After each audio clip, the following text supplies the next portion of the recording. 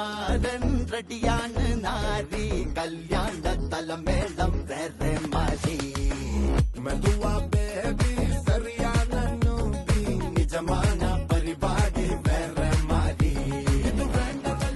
നമ്മൾ കാലിക്കറ്റ് കിച്ചണിന്റെ കാറ്ററിംഗ് ആയിരുന്നു നമ്മൾ ചൂസ് ചെയ്തത്.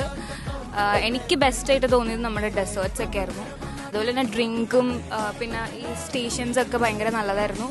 And it was nice. എല്ലാം അവർ നല്ല സർവീസ് ആയിരുന്നു.